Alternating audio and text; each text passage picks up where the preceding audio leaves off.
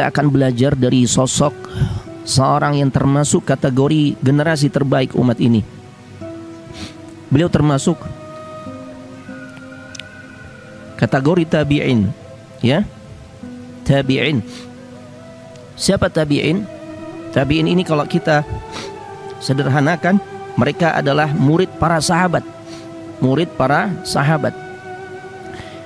Dan tabi'in ini termasuk generasi terbaik umat ini, sehingga nggak salah kalau kita belajar dari mereka, ya. Nabi SAW dalam satu kesempatan beliau bersabda, khairun nasi qarni, sebaik-baik manusia itu yang ada di zamanku. Siapa mereka? Sahabat.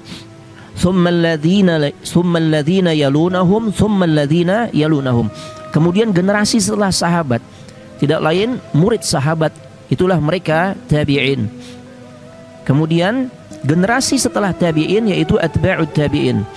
Nah, jadi ada 3 generasi terbaik dalam umat ini yang dimana mereka adalah suri tauladan bagi kita semua. Nah, di antara sosok yang termasuk kategori tabi'in, ya, tercatat nama jazakallahu khair, Urwah ibn Zubair. Kita akan belajar dari sosok beliau, Urwah ibn Zubair. Masya Allah. Berarti beliau anak siapa nih jemaah? Urwah bin Zubair. Bapaknya Urwah siapa? Belum kenalan. Zubair ibn al-Awwam. Urwah bin Zubair. Urwah anaknya Zubair. Berarti kalau ditanya bapaknya siapa? Iya Zubair. Zubair ibn al-Awwam. Barakallahu fikum. Naam.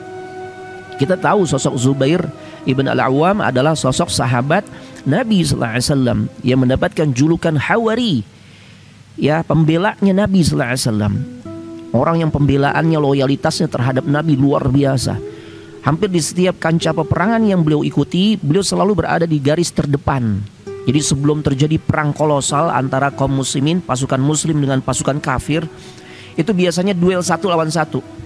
Di antara jagoan dari kalangan kaum muslimin yang hampir selalu maju di depan, ya, menantang atau nerima tantangan orang-orang atau jagoan dari kafir, ini sosok Az-Zubair ibn al-Awwam, ayahnya Urwah. Masya Allah, luar biasa. Jadi ini kumpulan keluarga yang ideal jemaah. Bapaknya adalah sahabat Nabi, dirinya yaitu Urwah adalah tabi'in, termasuk generasi emas. Masya Allah. Ada satu kisah yang menarik. Ketika di pagi hari, di saat sorot cahaya atau sinar matahari memasuki asyrafu buq'atin ala wajhil ard, sinar matahari memasuki areal halaman, tempat atau potongan muka bumi yang paling mulia. Di mana jemaah? Potongan muka bumi yang paling mulia di mana? Yang ini menjadi dambaan atau cita-cita semua orang-orang beriman. Mekah. Yang di situ ada Ka'bah. Ya Allah. Berkumpullah 4 orang pemuda. Lebih tepatnya qarib min ruknil yamani, dekat dengan rukun Yamani. Masya Allah. Ya. Artinya ini tempat, mereka ini 4 orang ini berada di tempat yang sangat mustajab untuk berdoa kepada Allah. Ya, secara umum kalau kita sudah berada di lingkungan tanah suci haram, tanah suci Mekah atau wilayah haram, itu doa kita dikabulkan jemaah. Apalagi semakin merapat dekat dengan Ka'bah. Ya Allah. Terlebih ya 4 orang ini berada di dekat rukun Yamani. Masya Allah. Kalau ini gambaran Ka'bah ya, karena ada 4 sisi. Ini Hajar Aswad. Nah, ini rukun Hajar Aswad. Star kita tawaf dari sini. Kemudian ini adalah rukun Syami. Rukun itu artinya pojokan. Ya, ruknun. Ya, ruknus Syami. Pojokan yang mengarah ke wilayah Syam. Kalau sekarang nih Syam ini ada 4 negara. Ya, Suria, Libanon, Palestina, dan Yordania. Kemudian ke arah sini, ya, pojokan sini disebut rukun Iraqi, pojokan yang mengarah ke negara Irak. Nah di sini nih yang disebut dengan rukun Yamani, ya, pojokan yang mengarah ke negara Yaman. Ya, baru kemudian balik lagi ke Hajar Aswad. Nah posisi mereka berempat nih, ada 4 orang pemuda Masya Allah. 3 bersaudara, satunya lagi sahabat. Siapa saja? Yang pertama Abdullah ibn Az-Zubair. Abdullah ibn Zubair. Putranya siapa Abdullah ibn Zubair? Lagi-lagi putranya Zubair ibn Al-Awwam. Naam. Kemudian yang kedua Mus'ab ibn Az-Zubair, adiknya Abdullah ibn Zubair.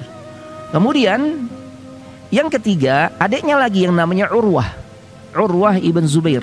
Jadi 3 orang bersaudara, Abdullah, Mus'ab, dan Urwah.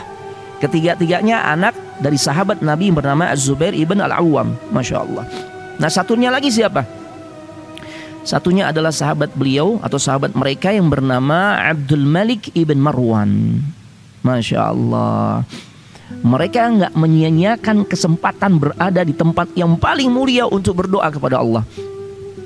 Semoga Allah sampaikan antum semua ya bisa ke tanah suci untuk haji maupun umrah. Allahumma awsilhum ilal haramain.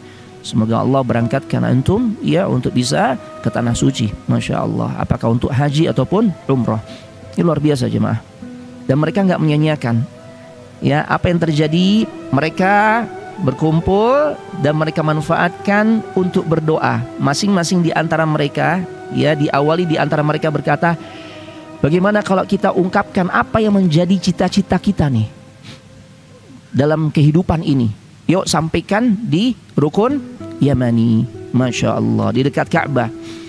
Maka apa yang terjadi? Yang pertama yang menyampaikan adalah sosok yang paling tua, yaitu Abdullah ibn Zubair. Dia berkata, umniyati an amlikal Hijaz wa an analal khilafah.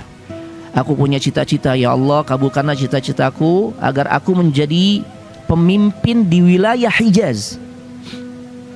Hijaz ini mana saja di wilayahnya jemaah? Kalau disebut Hijaz itu berarti ada Mekah, ada Madinah. Beliau ingin menjadi pemimpin ya 2 kota suci paling tidak. Di situ juga ada Taif, ada Jeddah dan sebagainya.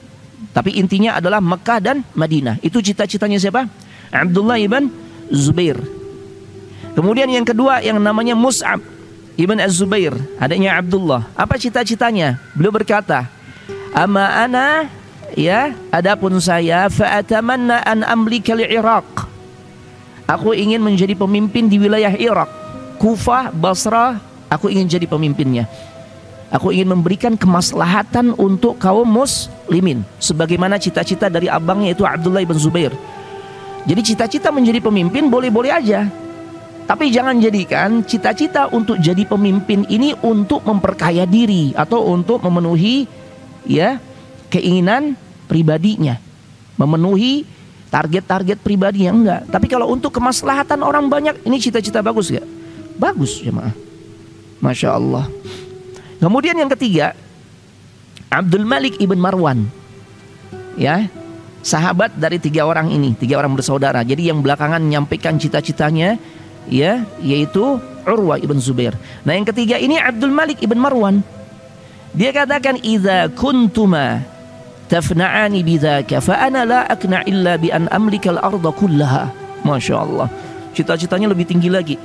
Kalau Anda berdua ingin jadi pemimpin di satu wilayah atau 1 atau 2 wilayah gitu ya, aku ingin menjadi seorang pemimpin seluruh dunia bagi kaum muslimin. Akulah pemimpinnya. Masya Allah. Dan beliau katakan, wa an analal khilafata ba'da Muawiyah ibn Abi Sufyan. Dan aku ingin menjadi pemimpin setelah selesainya kepemimpinan dari Muawiyah ibn Abi Sufyan. Itu yang beliau sampaikan. Ya, cita-cita dari Abdul Malik ibn Marwan. Wasakata Urwah. Urwah masih diem, nggak ngomong apa-apa beliau. Ya, falam yakul syai'an. Diem aja beliau. Sehingga akhirnya saudara-saudaranya dan sahabat ini berkata, ya, wa anta madza tatamanna ya Urwah? Kalau Anda apa wahai sahabatku, wahai saudaraku Urwah, cita-citamu apa? Sampai ini. Mumpung kita berada di tempat yang luar biasa, yang ketika seseorang berdoa maka Allah ijabah. Ya, faqal, maka berkatalah Urwah ibn Az-Zubair, fadlan, barakallahu lakum fima tamannaitum min amri dunyakum. Ya, ini akhlaknya Urwah luar biasa jemaah. Sebelum ia mengungkapkan apa yang menjadi cita-citanya, beliau doain dulu tuh 2 orang saudara dan 1 orang sahabatnya yang sudah menyampaikan cita-citanya. Apa doa yang beliau sampaikan? Semoga Allah berkahi atas cita-cita yang kalian sampaikan terkait dengan urusan dunia kalian. Semoga Allah berkahi. Ini kita dapat pelajaran kehidupan. Kalau kita dengar ada orang lain, sahabatkah, temankah, apalagi keluarga kita, dia nyampein apa yang menjadi cita-citanya, maka doakan jemaah. Kalau cita-citanya jelas di pintu-pintu kebaikan, maka doain semoga cita-citanya diberkahi oleh Allah. Jangan kita kecilkan semangat dia untuk meraih cita-citanya, apalagi memadamkan keinginannya untuk meraih cita-citanya. Kadang-kala anak pengen banget cita-cita tuh jadi ulama, kita katakan, oh ente ngaca dulu deh, bahasa Arab aja belum bisa. Jangan begitu. Ya, nggak ingat umur tuh, begitu kadang. Ini memadamkan semangat orang tuh untuk menjadi lebih baik, nggak boleh. Atau anak-anak kita, Abi, aku pengen deh, ya cita-cita jadi imam Masjidil Haram. Oh masya Allah nak, luar biasa nak. Abi doain nak. Ya, sekarang yuk semangat ya menghafal Quran. Karena imam Masjidil Haram itu semuanya harus menghafal Al-Quran. Ini luar biasa jemaah. Seharusnya begitu. Ya, ini dicontohkan oleh seorang tabi'in yang namanya Urwa ibn Zubair. Dia katakan, barakallahu lakum fima tamannaitum min amri dunyakum. Semoga Allah berkahi apa yang menjadi cita-cita kalian yang sudah kalian sampaikan nih, ya, dari urusan-urusan dunia kalian. Amma ana, adapun saya, fa'atamanna an akuna aliman amilan. Aku punya cita-cita yang agak beda seperti kalian. Ketiganya kan pengen jadi pemimpin. Adapun Urwa, cita-citanya dia pengen jadi orang yang berilmu. Dan tidak hanya itu, dia amalkan ilmunya. Nah, ini yang penting Pak. Makanya Nabi SAW ajarkan kita satu doa, yang dimana Nabi SAW selalu sampaikan doa ini setiap harinya. Mengawali hari yang beliau jalani, biasanya di pagi hari beliau doa ini nih. Doa dengan kalimat ini. Bagaimana? Allahumma inni as'aluka ilman nafi'an. Khusus pada lafaz yang pertama, ya Allah aku mohon ilmu yang manfaat. Yang kayak gimana Ustaz ilmu yang manfaat? Ilmu yang manfaat tidak hanya ketika seseorang berhasil mencapai jenjang pendidikan yang tinggi. Enggak. Dia punya gelar berjejer tuh di belakang namanya, di depan, di belakang. Nah, kan gitu ya? Bukan. Ilmu yang manfaat bukan begitu. Itu cuma atribut dunia. Terlalu banyak ulama yang mereka luar biasa keilmuannya tapi nggak punya gelar akademik. Ya. Begitu juga kita dihadapkan orang punya gelar akademik luar biasa tapi menyesatkan umat. Ada gak yang kayak gitu? Yang mengatakan Nabi nggak dijamin surga, itu gelarnya luar biasa. Di depan namanya, di belakang namanya ada gelar tuh. Tapi apakah begitu yang kita harapkan dari ilmu yang kita dapatkan? Enggak. Tapi ilmu yang manfaat adalah ilmu yang menjadikan seseorang semakin takut kepada Allah, ibadahnya semakin baik, akhlaknya pun semakin indah dan menjadi teladan bagi orang-orang sekitar. Ini ilmu yang berbuah amal. Itu yang diinginkan oleh sosok Urwah ibn Zubair. Beliau katakan, fa'atamanna an akuna aliman wa amilan. Ya Allah, aku ingin menjadi seorang yang berilmu dan aku juga mengamalkan ilmu tersebut. Ini jemaah. Ya, jadi kalau Nabi saja yang udah pasti diberikan ilmu yang manfaat dari Allah Subhanahu wa taala, ya. Nabi diberikan hal itu, beliau setiap harinya selalu merengek kepada Allah minta agar diberikan ilmu yang manfaat. Apalagi kita nih. Ya, harus lebih semangat untuk berdoa mohon ilmu yang manfaat. Beliau sampaikan nih, yang dengan ilmu tersebut ya'khudhun nasu 'anni kitab rabbihim wa sunnata nabiyihim. Yang dengan sebab ilmu tersebut aku bisa ajak manusia untuk mengamalkan firman Allah, kandungan Al-Quran, kitabullah, dan juga apa yang terdapat di dalam sunnah nabinya. Allahu Akbar. Wa ahkama dinihim, dan juga hukum-hukum di dalam perkara agama mereka. Aku akan ajak manusia untuk menjalankan itu semua. Masya Allah. Dan target akhirnya bukan untuk viral, bukan. Ini penyakit orang zaman sekarang kan. Pengen viral tapi dengan berbagai macam cara. Ada yang, ya Allah, menghinakan Nabi sallallahu alaihi wasallam. Terjadi gak zaman sekarang?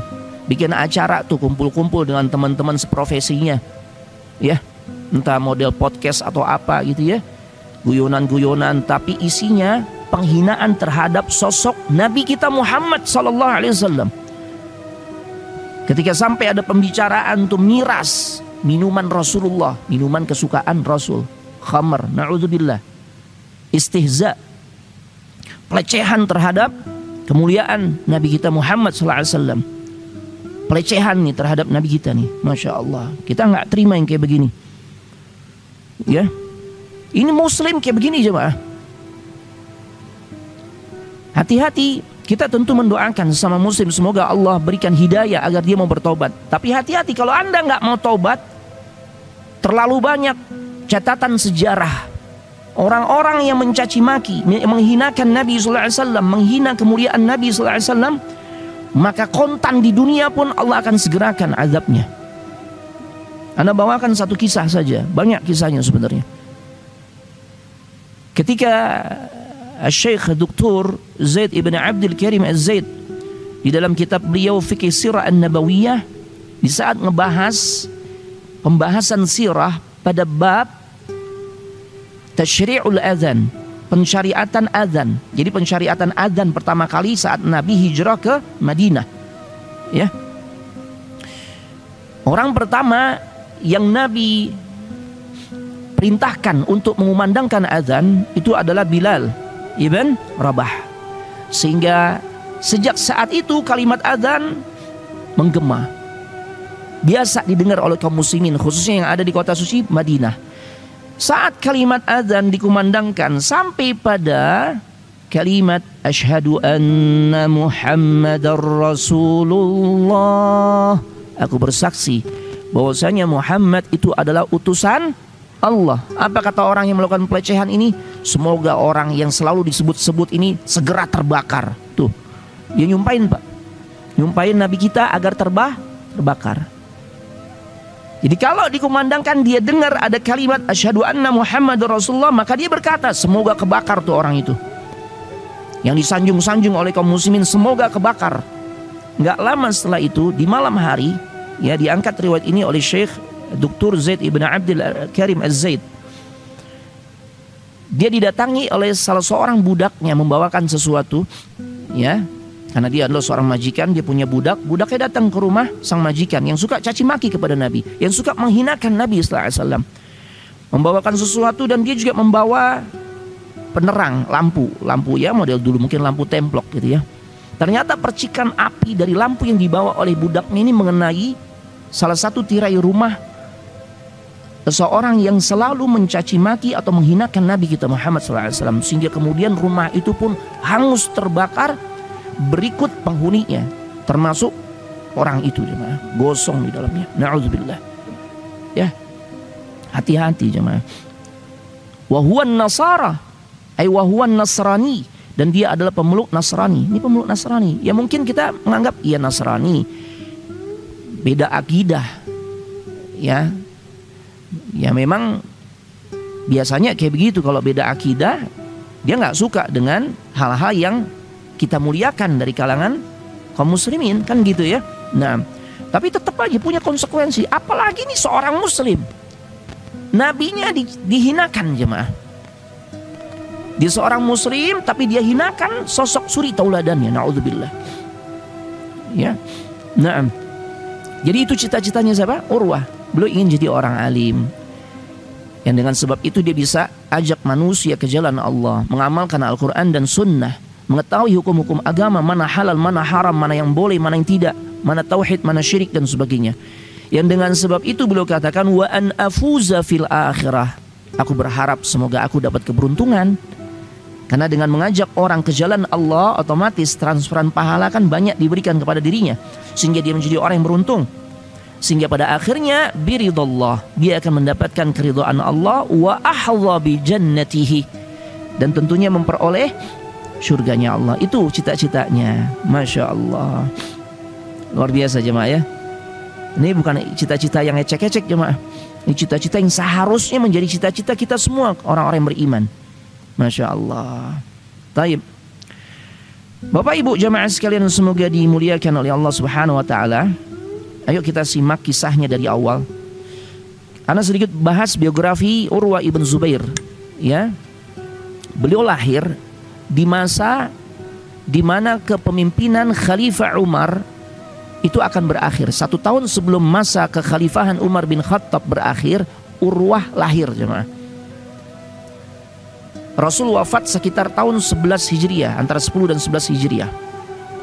Kemudian lanjut kepemimpinan kaum muslimin, ya, dibawa kepemimpinan Abu Bakar As-Siddiq selama 2 tahun. Kemudian Abu Bakar wafat, dilanjutkan oleh Umar ibn Al-Khattab sekitar 10 tahun. Urwah lahir 1 tahun sebelum masa kepemimpinan Umar berakhir. Berarti sudah berlalu dari masa wafatnya Nabi tahun ke-11 Hijriah itu sekitar 11 tahun. Baru Urwah lahir. Artinya Urwah lahir sekitar antara tahun 21 atau 22 Hijriah. Masya Allah. Ayahnya beliau termasuk min ashril mubasysyirina bil jannah. Salah satu dari 10 sahabat yang dijamin surga. Luar biasa, ini keluarga ideal banget jemaah. Bapaknya ini termasuk salah satu dari 10 sahabat yang dijamin surga. Masya Allah. Ibunya beliau itu namanya Asma binti Abi Bakar. Putrinya siapa? Asma. Abu Bakar As-Siddiq. Berarti Urwah cucunya siapa jemaah? Abu Bakar As-Siddiq. Ini nasabnya bagus banget jemaah. Ya, kita tahu Asma binti Abu Bakar seorang sahabat Nabi dari kalangan perempuan yang mendapatkan julukan Dzatun Nitaqain. Apa artinya Ustaz? Seorang wanita yang memiliki 2 ikat pinggang.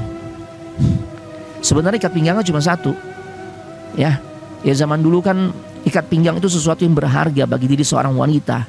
Dan dia punya satu-satunya, cuma 1 tuh, yang biasa dia pakai atau beliau pakai di saat beliau akan bekerja dengan giat agar bisa lebih gesit. Tapi ternyata karena memang saat itu beliau bertugas membawakan makanan untuk Nabi dan juga ayahandanya yaitu Abu Bakar As-Siddiq saat hijrah, ya, keluar dari kota suci Mekah menuju Madinah. Dan dalam situasi kondisi dikejar oleh Al-Gojo Quraisy untuk dibunuh keduanya. Ini perjalanan yang menantang maut nih, Masya Allah. Akhirnya keduanya, Rasul dan Abu Bakar, bersembunyi di gua Sur. Ini kan butuh logistik ya, yang kirimin makanan. Nah, yang kirimin adalah Asma binti Abu Bakar. Agar makanannya itu bisa tersajikan dengan baik, nggak tumpah dan sebagainya. Karena jarak antara kota Mekah dengan gua Sur itu kurang lebih sekitar 6 kilometeran. Allahu Akbar. Jadi kalau Bapak Ibu tuh umrah, ada program City Tour Mekah, pasti akan diajak ke situ biasanya. Ya. Nah, karena beliau nggak mendapatkan tali untuk ngikat makanan yang akan diberikan buat Nabi dan juga Abu Bakar, akhirnya satu-satunya nitak, ikat pinggang yang biasa beliau pakai, beliau copot, beliau belah 2 tuh. Mungkin berupa tali sederhana gitu ya. Ya kalau mungkin tali rapia dibelah 2 tuh. Satu untuk mengikat, ya, untuk jatah makanan Rasulullah, satu lagi untuk jatah makanan abahnya Abu Bakar As-Siddiq. Jadi 2 ikat pinggang.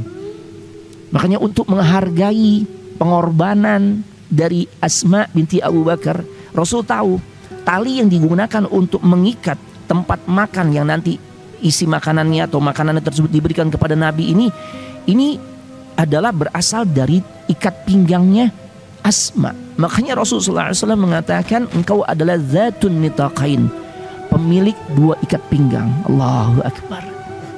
Luar biasa ya. Ini bentuk penghargaan Nabi terhadap jasa seseorang, jemaah. Naam. Ya, jadi kembali lagi ke biografi Urwah. Urwah ini sosok sahabat yang jalur nasabnya bagus banget, jemaah. Ya, sangat bagus, Masya Allah. Begitulah seharusnya kita. Memang seharusnya kalau kita ingin mencari jodoh, urusan nasab juga itu menjadi satu bahan pertimbangan, jemaah. Ya, walaupun bukan poin utama. Poin utama adalah, ya, sisi agama dan akhlak dari yang bersangkutan, calonnya, gitu ya. Tapi nasab juga menjadi satu perhatian di dalam Islam, di dalam urusan kita mencari pendamping hidup. Masya Allah. Bibinya beliau tidak lain adalah saudarinya Asma, sama-sama putrinya Abu Bakar. Siapa? Salah satu istri Nabi yang paling berilmu dan satu-satunya istri Nabi yang masih gadis saat dinikahi oleh Nabi sallallahu alaihi wasallam. Siapa beliau? Ibunda Aisyah radhiyallahu taala anha. Itu bibinya, jemaah. Bahkan di saat Ibunda Aisyah wafat, itu yang turun ke liang lahatnya Ibunda Aisyah, ya, untuk menyambut jenazah beliau, jasad beliau saat akan dimasukkan ke liang lahat, ke liang kubur, itu diantaranya adalah Urwah ibn Zubair. Masya Allah. Dan bibinya ini pula yang kemudian menjadi salah satu gurunya, Urwah. Jadi Urwah banyak mengambil periwayatan hadis yang berasal dari bibinya, yaitu Ibunda Aisyah. Karena Ibunda Aisyah adalah sosok wanita yang paling banyak meriwayatkan hadis. Allahu Akbar. 2.200 lebih hadis jalur periwayatannya itu berasal dari Ibunda Aisyah. Beliau hanya bisa dikalahkan oleh sosok Abu Hurairah dan Abdullah ibn Amr ibn al-As. Tapi kalau dalam urusan ya di kalangan para wanita, kelompok para wanita, maka Ibunda Aisyah adalah wanita yang paling cerdas. Bahkan para ulama katakan wanita tercerdas di dunia ini adalah sosok Ibunda Aisyah. Ya, Masya Allah. Sampai-sampai Al-Imam Az-Zarkashi itu mengarang kitab fikih Ummul Mukminin Aisyah radhiyallahu taala anha. Pembahasan hadis-hadis yang berkaitan dengan hukum-hukum fikih yang periwayatan berasal dari Ibunda Aisyah. Ini luar biasa, jemaah. Baik. Bapak Ibu jemaah sekalian semoga dimuliakan oleh Allah Subhanahu wa taala. Tadi cita-citanya ingin jadi orang berilmu dan mengamalkan ilmunya. Tentu orang yang punya cita-cita nggak hanya berhenti hanya sebatas punya keinginan. Dia harus membuktikan bagaimana upaya untuk bisa merealisasikan, mewujudkan cita-citanya. Maka Urwah buktikan dia adalah orang yang amat sangat gigih di dalam menimba ilmu. Ini cuma ya. Jadi orang-orang di masa lalu tuh kalau dalam urusan mewujudkan cita-citanya untuk menjadi orang alim, itu dibarengi dengan usaha yang benar-benar maksimal. Makanya mereka cari guru, itu guru-guru terbaik. Nah, Urwah punya guru adalah sosok para sahabat. Siapa saja guru mereka, guru beliau? Di antaranya Ali bin Abi Thalib, itu gurunya Urwah. Abdurrahman ibn Auf, gurunya beliau juga. Zaid ibn Thabit, kemudian Abu Ayyub al-Ansari, itu gurunya. Usama bin Zaid, Sa'id ibn Zaid, Abu Hurairah, Abdullah ibn Abbas, Nu'man ibn Bashir, dan sahabat lainnya, termasuk bibi beliau yang bernama Ibunda Aisyah. Allahu Akbar. Ya. Dan akhirnya Urwah pun menjadi salah satu fuqaha us-sab'ah, 7 ahli fikih di kota suci Madinah yang menjadi rujukan umat. Bahkan di saat Umar ibn Abdul Aziz, ya, beliau diangkat menjadi gubernur di Madinah di masa Khalifah Al-Walid ibn Abdul Malik. Maka Umar ibn Abdul Aziz panggil 10 orang fuqaha yang paling alim di kota suci Madinah yang dipimpin oleh Urwah bin Zubair. Ini nasihat buat kita. Kalau antum diamanatkan menjadi seorang pemimpin, diamanatkan jabatan kepemimpinan, agar bisa berhasil di dalam memimpin, siapa yang harus didekati? Ini Umar bin Abdul Aziz pada saat beliau diangkat menjadi gubernur di Madinah, orang pertama yang beliau panggil adalah 10 orang ulama terbaik di kota suci Madinah yang dipimpin oleh Urwah. Berarti pelajaran yang bisa kita ambil, kalau kita diamanatkan menjadi seorang pemimpin, maka kita nih harus dekat sama siapa? Ulama, sama ustadz, sama para guru. Ya. Tapi ulamanya juga kita harus melihat ulama yang benar-benar patut diteladani dengan keilmuan dan akhlaknya. Kadangkala zaman sekarang ya itu justru jadi kendaraan politik dan sebagainya. Enggak, bukan yang seperti itu. yang mau menasehati dengan cara yang santun ketika sang pemimpin salah jalan. Makanya itulah yang disampaikan oleh Umar ibn Abdul Aziz. Ya, beliau katakan, saya undang kalian semua untuk satu amal yang insya Allah banyak pahalanya. Ya, saya nggak akan memutuskan perkara-perkara menyangkut orang banyak, menyangkut urusan rakyat, kecuali setelah saya mendengarkan nasihat dari antum semua. Masya Allah. Ya, ini luar biasa. Kalau kalian dapati ada kebijakan saya yang tidak baik, yang melanggar rambu-rambu agama, tegur saya. Ini jemaah luar biasa ya, Umar ibn Abdul Aziz. Kemudian Urwah berkata, beliau doakan semoga Allah berikan keberuntungan, ya, dan semoga Allah tetap memberikan keistiqamahan kepada dirimu wahai Umar ibn Abdul Aziz, agar tetap lurus jalannya dan tidak menyimpang. Masya Allah. Jadi itu jemaah, seharusnya nih kita banyak kasih doa buat pemimpin kita, bukan caci maki jemaah. Karena kalau doa, ya, itu pasti bermanfaat. Seminim-minimnya kalau kita doakan kebaikan, itu kita sedang menunjukkan ibadah kita kepada Allah. Syukur-syukur doa kita dijawab oleh Allah. Andai pun nggak dijawab, kita udah ibadah, kita udah dapat pahala dibandingkan caci maki. Caci maki nggak nyelesain masalah jemaah. Yang ada bahkan kita juga punya konsekuensi atas lisan kita mencaci maki orang lain. Ini penting jemaah rahimanallah iyyakum. Nah, ada satu yang menarik jemaah, ya, bahwasanya Urwah pernah menyaksikan ada orang yang sholatnya cepat banget. Orang sholatnya cepat banget. Selesai sholat, orang itu dipanggil oleh Urwah. Ya bena akhi, wahai anak saudaraku. Lihat, santunnya Urwah. Jadi kalau negur orang, Pak, jangan langsung tembak, Pak. Itu kurang beradab. Adabnya kurang. Orang juga nggak sampai itu nasihat kita tuh. Kalau kita nasihat main tembak aja gitu ya, nggak sah sholat ente. Misalnya begitu. Ada orang kayak gitu, Pak. Ulangin sholat, nggak sah tuh sholat. Sapa dulu, Pak. Assalamualaikum, apa kabar? Ya, boleh kenalan dulu. Ini beliau begitu, Pak. Ya bena akhi, wahai anak saudaraku. Ditegur dulu, disapa dulu. Saat udah cair, ya, beliau berkata, boleh aku beri nasihat kepada dirimu? Beliau katakan, apakah Anda enggak memerlukan Allah di dalam sholatmu? Kata Urwah begitu kepada orang tersebut. Ya, kenapa Anda sholat kok cepat banget gitu loh. Beliau katakan, demi Allah, aku sangat memerlukan Allah terkait dengan segala sesuatu yang aku butuhkan. Sampai dalam urusan minta garam, aku mohon kepada Allah. Dan itu aku sampaikan diantaranya di dalam salat. Aku berdoa kepada Allah. Terus Anda sholat cepat begitu, seakan-akan Anda nih gak perlu sama Allah, gak ada keperluan sama Allah, gak mau minta kepada Allah. Masya Allah. Ya, akhirnya orang itu menyadari tentang kesalahan, ya, yang dia lakukan di dalam sholatnya jemaah. Nah, jadi memang seharusnya kan sholat itu tuh kita nikmati ya, karena sholat itu makna secara bahasa adalah doa. Berarti sholat itu adalah momen terbaik kita untuk berdoa jemaah. Kadang-kala memang sholat kita nih sholat yang minimalis jemaah. Kita nggak mau maksimal berdoa kepada Allah. Terbukti bacaan kita nih hanya ngambil yang standar minimalis.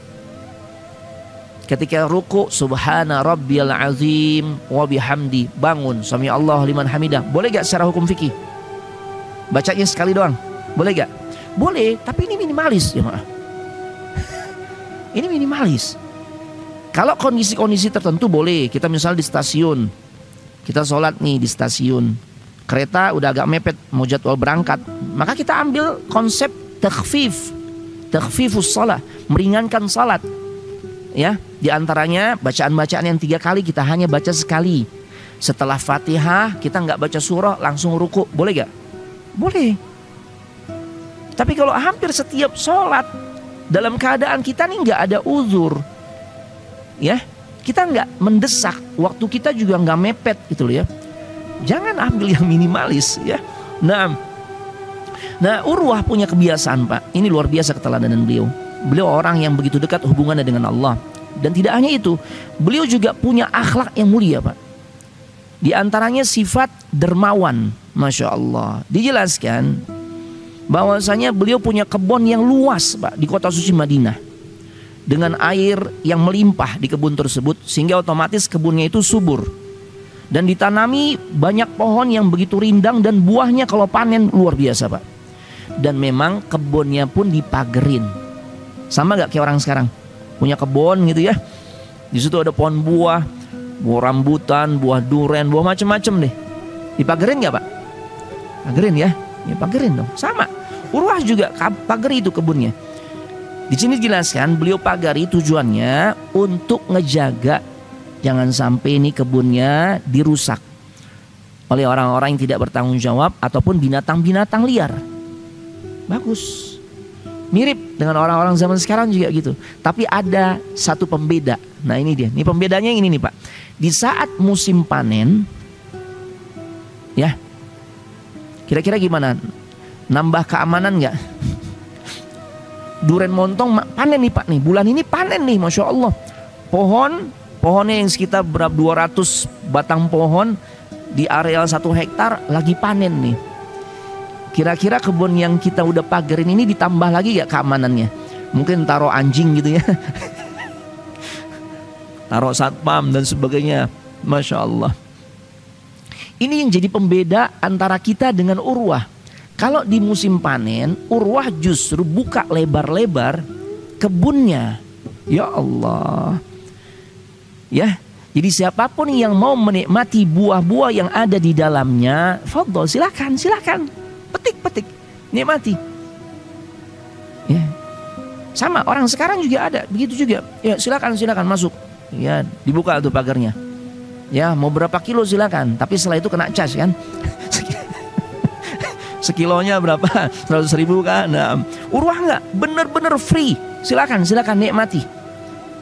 Buah yang sedang panen di kebunku silakan Anda nikmati. Dan beliau biasa kalau sedang dalam kondisi begitu, ya, beliau masuk kebun sambil berucap, ya, satu ayat di dalam Al-Quran surah Al-Kahfi ayat 39, walaula idh dakhalta jannataka qulta ma syaa Allah la quwwata illa billah. Dan mengapa engkau tidak mengucapkan tatkala memasuki kebunmu dengan ucapan masya Allah? Ya, begitu rindangnya pohon-pohon, begitu melimpahnya buah-buah yang ada, ini semua atas izin dari Allah. La quwwata illa billah. Enggak ada kekuatan kecuali dengan pertolongan Allah. Silakan Anda nikmati, masya Allah. Luar biasa jemaah. Ya, nah, ini kedermawanan sosok Urwah ibn Zubair. Terakhir sebagai penutup, ada satu kisah yang masya Allah. Ini menunjukkan bagaimana beliau ini sudah mencapai level bukan hanya sabar jemaah. Kalau sabar orang ini dapat musibah. Kesabaran kan ditunjukkan sangat kita butuhkan di saat kita dapat musibah, gitu ya. Tapi kalau orang baru mencapai level sabar, para ulama katakan di antara Syekh Dr. Ahmad Farid di dalam kitab beliau Tazkiyatun Nafas. Orang kalau baru mencapai level sabar, itu masih ada upaya yang begitu berat untuk melawan, ya, dongkolnya hati, beratnya menerima takdir Allah yang gak dia inginkan. Nah, ini nih. Tapi ada level yang benar-benar luar biasa. Andai pun dia kecewa, kecewanya hanya sedikit saja. Yang dominan adalah dia justru ridho atau rela dengan musibah yang dia alami. Tuh. Inilah dimana kata beliau Syekh Ahmad Farid, ketika seseorang telah mencapai level sifat mulia yang bernama ar-ridha. Ya, kalau orang sudah mencapai level ar-ridha, keridhaan, jadi di saat musibah datang itu dadanya begitu lapang menerima. Ya, andai pun ada ganjalan itu hanya sedikit sekali, dia segera melihat ini sebagai bentuk kasih sayang Allah kepada dirinya. Anda bawakan kisahnya jemaah. Di masa Khalifah Al-Walid ibn Abdul Malik menjadi pemimpin kaum muslimin, beliau sangat respek kepada Urwah. Ya, Beliau mimpin kaum muslimin di kota Damaskus, Suriah. Akhirnya ya karena beliau sangat cinta kepada Urwah di Madinah, Urwah diundang untuk berangkat ke Syam, ke Suriah, Damaskus. Akhirnya ya karena ini undangan pemimpin khalifah, ya Urwah pun penuhi undangannya, berangkat dari Madinah menuju Syam, menuju Damaskus. Dan beliau mengajak putra sulungnya, ya putranya yang paling tua. Sampai di lingkungan istana Al-Walid Ibn Abdul Malik. Nah disinilah ujian Allah berikan kepada Urwah Ibn Zubair, Pak. Dan kita bisa melihat sosok kualitas diri Urwah yang begitu mempesona dan penuh keteladanan. Anaknya, umumnya orang kalau sampai istana kan senang keliling-keliling ya. Nah anaknya Urwah ini keliling-keliling, dia keliling untuk istananya Abdul Malik, Al-Walid Ibn Abdul Malik. Dia ngelihat di banyak tempat, sampailah kemudian ya putranya Urwah ini, anaknya Urwah, masuk ke kandang kuda milik sang khalifah Al-Walid. Ya dilihat kuda-kuda besarnya yang begitu Masya Allah menarik untuk ditonton, dilihat gitu ya. Tapi ternyata saat dia mendekati seekor kuda, dia disepak oleh kuda tersebut sampai menyebabkan kematiannya. Allahu Akbar. Ya, baru sampai istana khalifah, anaknya mati disepak apa? Kuda. Akhirnya segera beliau menguburkan jasad sang anak. Jasad sang anak baru saja dikuburkan. Artinya ini tanahnya masih kotor dengan, tangannya masih kotor dengan tanah kuburan anaknya. Allahu Akbar. Allah uji lagi berturut-turut ketika salah satu kakinya Urwah itu terluka, busuk, terus menjalar sampai ke bagian betis. Allahu Akbar. Akhirnya Amirul Mukminin Al-Walid Ibn Abdul Malik tahu ini tamu undangan yang sangat dihormatinya dapat ujian saat tiba di istananya. Makanya akhirnya beliau hadirkan dokter-dokter terbaik, tabib. Dan akhirnya tim dokter mengatakan cuma satu cara untuk menyelamatkan Urwah. Karena ini penyakit semakin kronis nih, semakin menjalar nih. Boroknya, lukanya nih ya. Nanahnya sudah semakin banyak. Akhirnya mereka putuskan tim dokter harus diamputasi. Allahu Akbar. Apa yang terjadi? Akhirnya Urwah menyepakati, kalau memang itu keputusan dari tim dokter, maka silakan potong kakiku. Nah ini yang menarik di sini nih Pak nih. Ya Bapak Ibu, tatkala ahli bedah, mereka udah kumpul tuh dengan alat pisau untuk menyayat dagingnya, kemudian alat untuk memotong tulangnya, udah disiapin semua. Kemudian mereka juga siapkan asisten, dan asistennya sudah mulai kemudian mendekati Urwah. Ya, dipegangin Urwah. Nah, kata Urwah, kalian mau ngapain? Kalian mau ngapain? Kata asisten dokter, saya akan memegangi dirimu wahai imam. Ya. Karena kami khawatir kalau Anda bergerak itu bisa membahayakan Anda di saat dokter sedang, ya di saat tabib sedang memotong kakimu. Apa kata Urwah? Ya, tolong wahai para dokter cegah asisten kalian. Ya. Aku tidak membutuhkan mereka. Aku cukup membekali diriku dengan zikir wa tasbih. Cukup bagiku zikir ya dan juga tasbih mensucikan Allah. Ini cukup sebagai pengawal aku. Aku nggak butuh pengawal yang megangin, aku nggak butuh. Yang kedua, baiklah. Kalau gitu dokter kasih opsi lain. Kalau gitu ya kami juga akan melakukan tindakan lain. Sebelum kami potong kakimu, kami akan berikan minuman yang akan membuat dirimu itu nggak sadar. Apa kalau bahasa kita nih? Bius ya, zaman sekarang di bius ya. Nah, bius. Masya Allah. Dan pilihannya dua Pak. Bius lokal, kalau bahasa kita bius lokal, tetap masih sadar, masih melek gitu ya.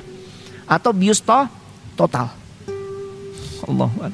Gimana Pak? Kalau Allah takdirkan antum kena penyakit dan harus dilakukan tindakan operasi. Dokter bilang, Pak, ada dua nih anestesinya nih. Bius lokal, ya. Antum nanti tertidur nggak sadarkan diri, bangun-bangun, ya selesai operasi. Atau bius lokal, itu bius total. Kalau bius lokal antum masih dengar nih suara alat-alat medis tit itu yang nyeramkan ya. Kemudian suara apa misalnya dokter lagi nyayat daging, tulang masih kedengeran tuh. Antum pilih mana kira-kira? Ana pernah operasi salah satu bagian anggota tubuh. Ana bilang, dok, tapi bius totalnya dosisnya gimana? Rendah pak. Durasinya nggak sampai 1 jam. Oh ya. Ada efek gak? Sangat minim efeknya pak. Ya sudah, total aja dok.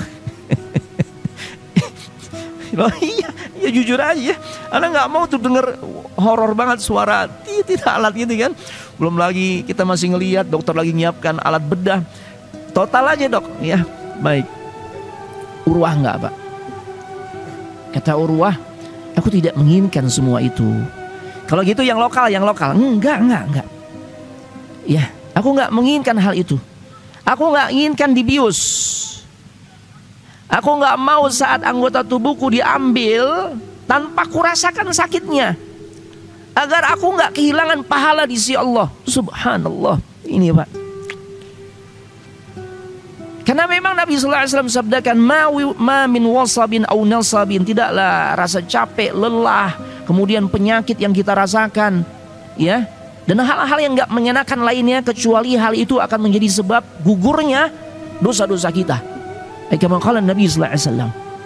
Beliau katakan, kalau aku nggak ngerasakan rasa sakit, aku kehilangan kesempatan untuk dapat pahala yang besar dari Allah. Biarkan, nggak usah diberikan mau bius lokal, mau bius total, nggak. Jangan. Allahu Akbar. Subhanallahil azim. Dan tibalah saat dokter melakukan tindakan, mulailah dipotong tuh bagian daging yang membusuknya. Allahu Akbar. Dan kemudian di saat akan dipotong bagian tulangnya, beliau mengucapkan la ilaha illallah, Allahu Akbar, la ilaha illallah, Allahu Akbar, la ilaha illallah, Allahu Akbar. Dia terus membasahi lisannya dengan zikir kepada Allah. Dia agungkan Allah. Dan dia nggak mengeluh. Sampai tabib selesai, tim dokter selesai dengan tugasnya, finishingnya. Zaman dulu kan nggak kayak sekarang, dijahit, ya, kemudian dikasih apa. Nah zaman dulu masih sederhana. Dituangkanlah minyak yang lagi dalam keadaan mendidih, lagi panas mendidih nih. Kemudian diolesin di bagian bawah betis, ya, ujung betisnya yang sudah lepas tuh bagian bawahnya. Nah, dipanaskan, ya, minyak sampai mendidih, diolesin tuh di bagian betis Urwah. Tujuannya apa? Untuk menghentikan pendarahan dan menutup luka. Ya kan gitu ya. Ya. Ini gambaran sederhananya kita kalau dulu ingat nonton film Rambo, gitu ya. Nonton film Rambo, di saat dia terluka di bagian dadanya, entah ketembak atau kenapa waktu itu ya. Dia panasin belatinya ya, pisaunya kan, pisau belatinya kemudian ditempelin di sini nih, untuk menghentikan pendarahan dan menutup lukanya. Ini sama nih, pakai minyak panas pak. Subhanallahilazim. Ya Rabb. Dan itulah saat satu-satunya Urwah, kemudian para ulama katakan beliau nggak bisa melakukan aktivitas yang selalu beliau lakukan. Apa itu? Membaca Al-Quran di malam hari minimal 1/4 Al-Quran, 7,5 juz yang beliau lakukan di saat sholat malam. Jadi sholat malamnya tuh bacanya 7,5 juz pak, kurang lebih sekitar 150 halaman. Ajib. Sholat malamnya pak. Cuma satu-satunya waktu di mana beliau nggak bisa lakukan hal itu di saat beliau baru saja ya melakukan atau dilakukan tindakan operasi untuk diri beliau. Kenapa? Setelah ini nih beliau pingsan agak lama pak. Allahu Akbar. Tapi selebihnya waktu beliau selalu diisi dengan kebaikan, beribadah kepada Allah. Ini luar biasa sosok Urwah ibn Zubair. Na'am, barakallahu fikum. Karena waktu kita sempit, Ana juga masih ada kajian ya jam 2 di Kampung Melayu. Ana mohon izin, ya, kita tutup dengan doa kafaratul majlis. Subhanakallahumma wa bihamdik, asyhadu an la ilaha illa anta astaghfiruka wa atubu ilaik. Assalamualaikum warahmatullahi wabarakatuh.